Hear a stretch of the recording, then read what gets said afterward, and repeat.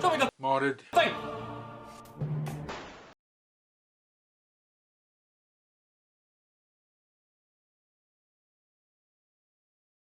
Right, welcome back, guys.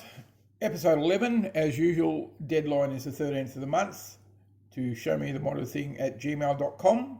And first up, we've got Andrew K. And he calls this the Big Popper. He's given me little information, but apparently it's a big shot with a darth post and air restrictor removed, and he's added a cut-down Centurion spring to give it a little more pop. That'd be a hell of a cut-down spring. Yeah, he says it's going to be part of a larger project, but he's waiting for some parts to arrive. Yes, aren't we all, Andrew?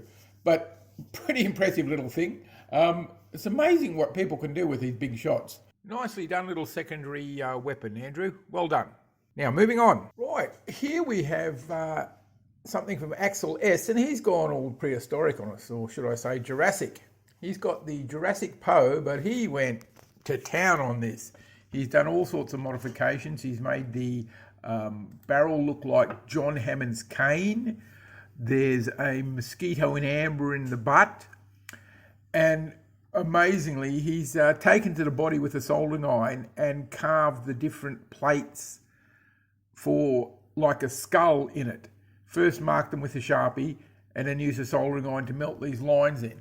I mean, that's pretty hardcore nerfing right there. He's done a really good paint job, numerous washes of all different colours and shades all over it. Lots of orange still on it, just for the safety sake. I'm assuming the logo on the side is the original sticker he's just pulled off and saved and stuck back on. But it looks really, really good. It's really it's a cross between it's not a Nerf blaster, it's an Adventure Force, I think, and High Art, I reckon. It's pretty cool. I mean, just, to think along those lines, to change the barrel to make it look like a cane, that's pretty deep, very nicely done. He sent a lot of information. I won't go through it here, but he hasn't given me any actual internal mod details. He strengthened the butt with a metal pipe, which fair enough, because it does look a little bit weak as it comes out of the box. So very nicely done, Axel, very nicely done. Right, this one from the Colour Punk is a Cyberpunk Strife build with an ammo counter. The only other information I've got so far is it's called the Jump Gun and has lights and plays the Mario sound effect. There you go. I'm told he was going to send me some more information, but I have not received it yet. But it's pretty cool little thing. I mean, everybody loves the Strife, or used to until the Hyperfire came out. But it's nicely done. I like the ammo counter, nice big beefy thing on the back. This side shot probably would have benefited by not having the gas mask there, but maybe that's holding it up for the image. Really nice, interesting look. All the wires and stuff on the outside could be a bit of a problem getting caught on things, but each to their own. The string or whatever it is wrapped around a magazine is a good idea. Gives you a little bit of purchase when you're handling those things. Well done, Colour Punk.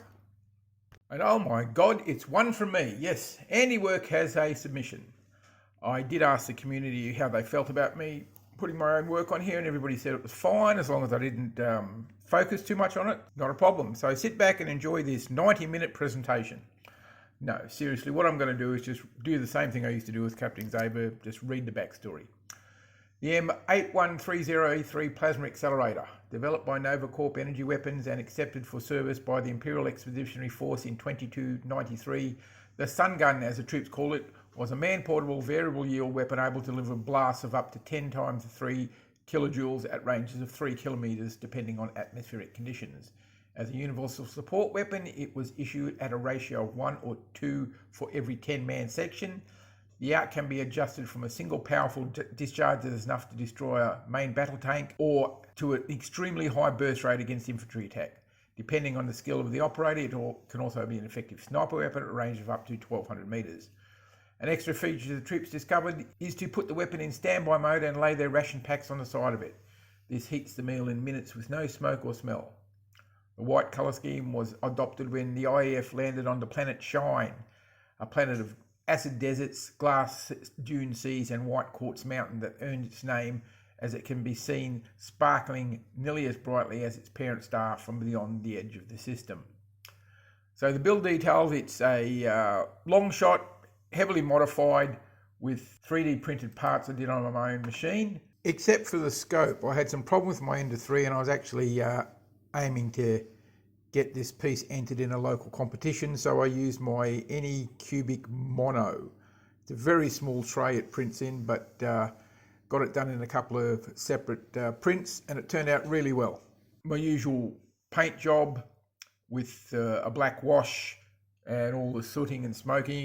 It can all be seen on my video on my channel, and an old handbag strap for the sling, and it's still a functioning Nerf gun. It's got conveyor and pusher out of Hyperfire in the big buttstock there, connected to a 2-stage trigger.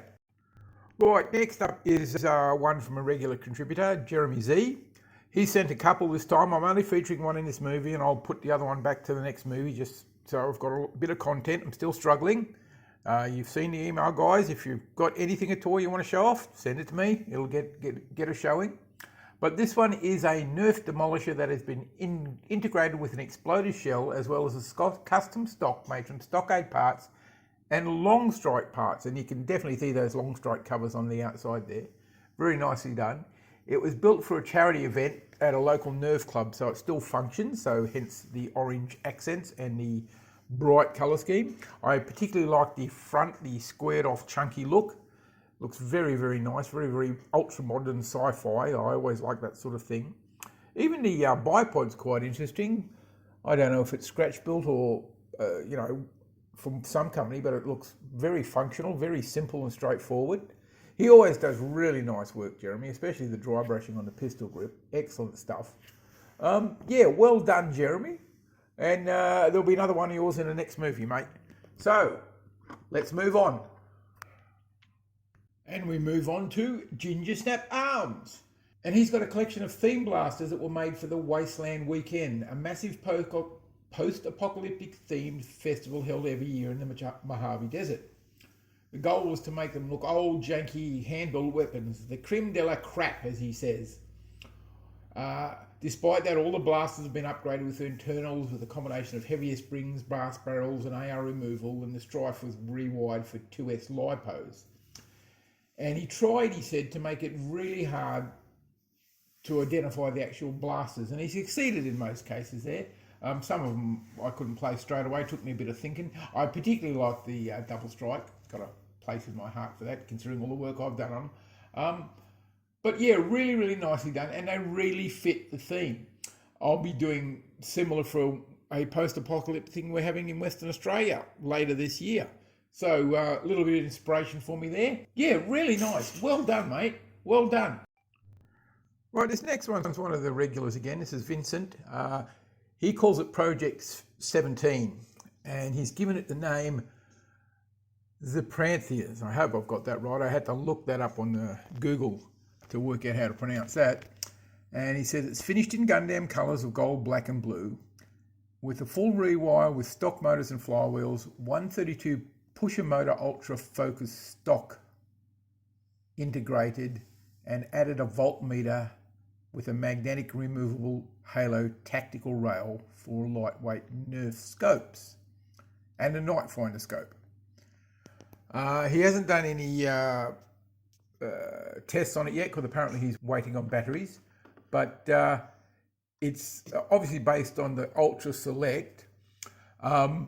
Very nicely done. He's removed that silly handguard around the pistol grip and added a few bits and pieces. The Ultras got a lot of stick when they first came out because some of them were bad. I mean, the Ultra 2 was absolutely appalling. But all you have to do with Ultras is just take out the screws, remove everything inside and throw it away, and then fit good stuff in. And they're fine. Simple. But this looks really, really good. And I've been on the lookout for one for ages because I reckon painted up it'll look really, really nice. And I think Vincent's decision to remove that handguard was probably right. It looks a lot better without it. I particularly like the barrel on it. The triangular thing is something you don't see very often. But he's done a really good job on this. Nice, neat and clean. And obviously he's left it in original colours because he's a gamer and he wants to go out and making people miserable with this. And why not? Why not indeed? Well done, Vincent. Right, guys, are your saliva glands ready? Because it's time to drool. This thing is absolutely gorgeous. So what I do when I'm putting these movies together, I look for content on all the Facebook pages and I reach out to people. And this one's from Yan R from the Foam Coalition, and it is gorgeous. It is so well done. It looks so nice. I can see this being a sidearm in some science fiction show very soon. It's based on a Nerf Vision, which is part of the rival range that came out this year apparently. I've got to get one. Really, really want one. And it's inspired by the Shadowrun role-playing game. And his main reason for doing it, and this is amazing, I'm stunned, he wanted to try some water slide decals, and the shape of the blaster was great for a quick tactical cyberpunk mod.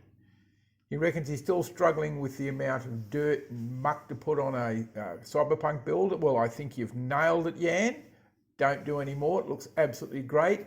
Oh, I cannot fault it. It is just gorgeous. It appeals to me in so many ways. The colour, the shape, everything. I mean, I'm quite surprised Nerf has been so forward to advance the way they've incorporated the magazine into the body of the Vision. Because it's an internal magazine, it had to have the long tube for the rival rounds, but it's just so well done and it looks great. It looks absolutely great.